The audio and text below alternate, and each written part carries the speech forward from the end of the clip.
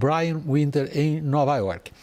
Você acompanhou como que o nosso Daniel Rittner de Brasília descreveu no final da intervenção dele no segmento anterior agora, aqui do WW, em que medida aqueles que se veem no foco do Supremo e da Polícia Federal tecem uma, segundo Daniel, convincente narrativa de perseguição ao adversário político.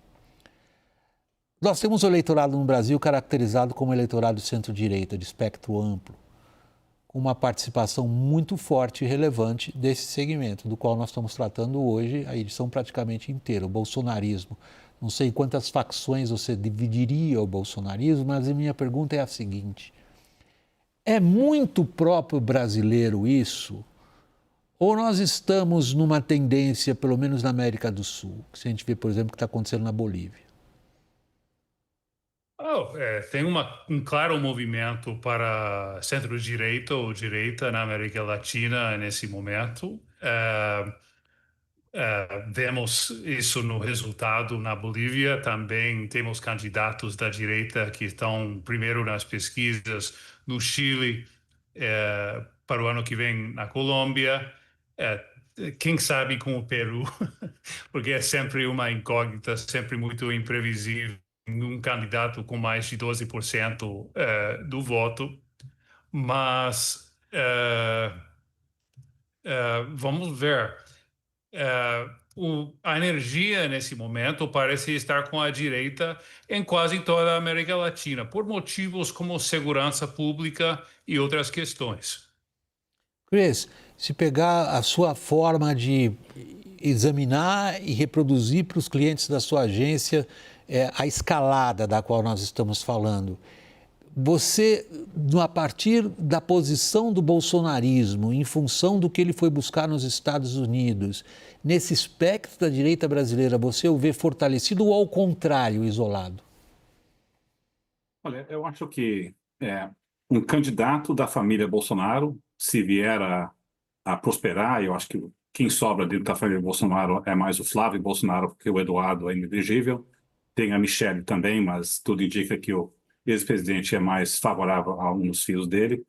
Eu acho que uma candidatura da família Bolsonaro entra com mais passivos em 2026, porque entra, né, com um flanco de poder ser acusado de fazer lobby com o governo estrangeiro, que acabou prejudicando a economia brasileira, tirando empregos do Brasil. É claro que você tem o argumento do bolsonarismo, que no fundo o que eles estão tentando fazer é defender, não é, a democracia, que estão sendo perseguidos politicamente, e com discurso eleitoral de defesa à democracia. Agora, acredito eu que uma campanha baseada em defesa da democracia, mesmo que tenha eco no eleitorado bolsonarista, talvez não tenha sintonia com o eleitor mediano que vai decidir o resultado eleitoral, que tem preocupação muito mais com custo de vida, preços, renda e segurança. Eu até brinco que uma candidatura bolsonarista tem que ser mais Nicolas Ferreira e menos Eduardo Bolsonaro na maneira com qual fala com o eleitor. Então, acho que talvez tenha um pouco de passivos. Mas, dito isso, mesmo que você tenha movimentação da direita de outros pretendentes, o ex-presidente tem um capital político eleitoral ainda enorme. Eu não sei se os eventos dessa semana minam isso de forma mais relevante. Então, a indicação do ex-presidente permanece muito importante. E outro ponto a chamar a atenção, William, para poder terminar aqui, acho que a fala do Daniel foi interessante sobre qualquer resultado talvez vá ser visto como ilegítimo. Vamos lembrar que pesquisas mostravam que depois da última eleição, 38% da população acreditou que o Bolsonaro venceu a eleição. Então, na última eleição, já teve um descrédito enorme do ciclo eleitoral perante a opinião pública. Então, isso já é uma realidade. Eu acho que o ponto, Daniel, é que isso pode se reforçar e não vai embora tão cedo. A gente se destaca como país, na comparação à América Latina, confiança, desconfiança em relação à eleição, Lorival? Se destaca, sim. A gente tem um sistema muito respeitado, né, mundialmente e na América Latina também. É um sistema muito robusto, né, e realmente essa campanha, né, que começou com o Jair Bolsonaro ainda presidente e que agora eu concordo com o Daniel plenamente, também vejo esse cenário, porque uma eventual derrota da direita no ano que vem.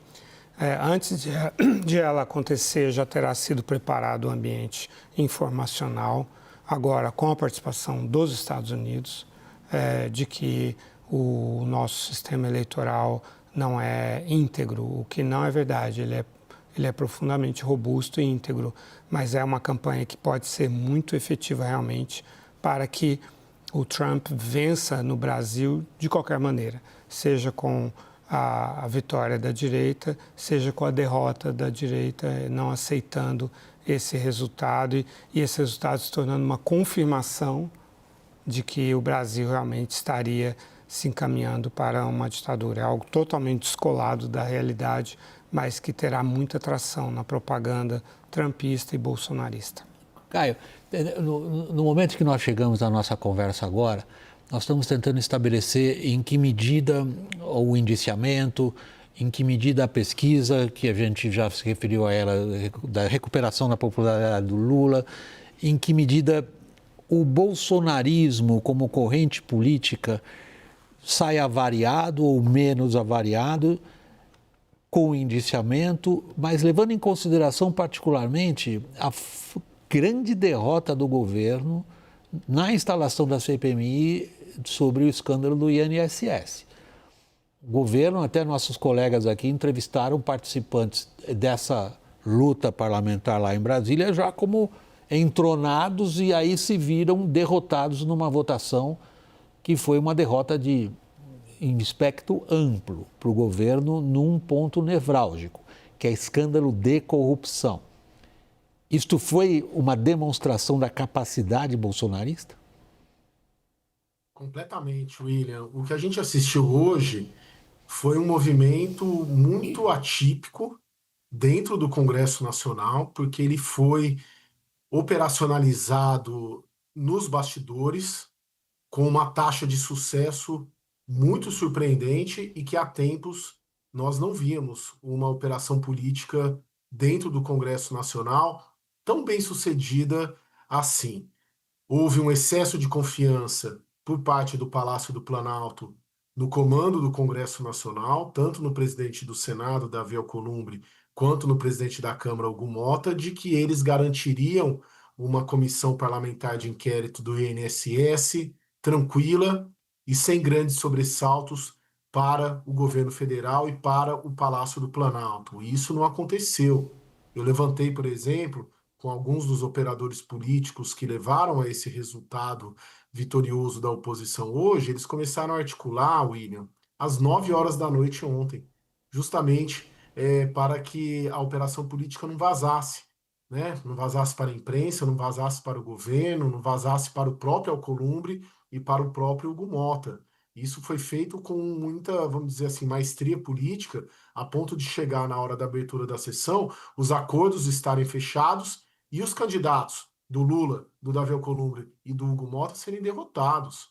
O Ricardo Aires, que era o relator de fato da CPMI até hoje de manhã, e dando já entrevistas, declarações, a imprensa também cobrindo ali, como já ele tendo um plano de trabalho que ia convocar X, Y, Z, ele sequer pôde assumir o cargo de relator.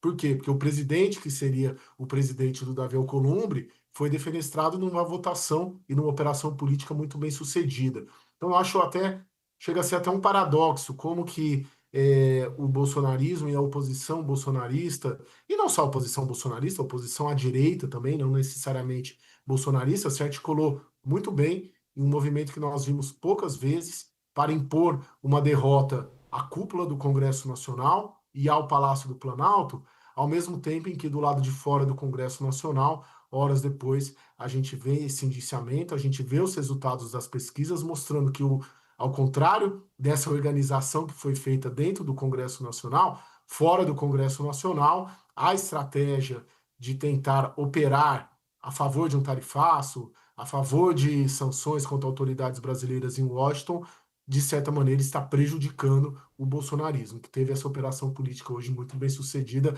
ali dentro, William. É uma grande provocação do Caio ao repórter político Daniel Rittner.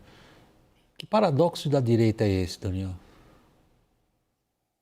No Congresso, William? Desculpas. De maneira geral, o Caio descreve um paradoxo. Ele descreve um grupo político que se vê isolado por ação policial, se vê isolado nas pesquisas que não lhe dão nenhum tipo até aqui, aparentemente, de benefício político-eleitoral, por ter ido buscar na Casa Branca ajuda para resolver o problema no fundo pessoal do seu principal nome, e ao mesmo tempo demonstra dentro do Congresso uma capacidade até ali tida como não mais existente de impor uma severa derrota ao Planalto e à cúpula das casas legislativas num assunto nevrálgico para o governo, que isso a população brasileira não se esquece. A palavra corrupção é intimamente associada com governos do PT. Não, derrota duríssima, William. E lembra, assim, se a gente for pegar aquele cenário que a gente desenhava no início do ano, governo nas cordas com crise do Pix, depois veio crise do INSS, preço dos alimentos, Lula suando para ter uma popularidade em torno de 40%, era um cenário muito ruim. E veja como, em menos de 6 meses, as coisas se inverteram. Preço dos alimentos caindo, um dos bancos mais respeitados do país, o BTG, prevendo queda dos juros já a partir de dezembro, possibilidade do juro americano começar a cair e fluir em dólares aqui para a economia brasileira, o que significa taxa de câmbio menor, popularidade aumentando, discurso de soberania. As pessoas estavam esquecendo, inclusive, de crise do INSS, porque a CPI, o que se presumia, cenário dominado. E aí vem a oposição numa magistral lição de política e consegue dobrar o governo que sim entrou de salto alto, conforme reconheceu o próprio Randolfo Rodrigues hoje. Entrou de salto alto e perdeu, resgatou um assunto muito duro para o governo.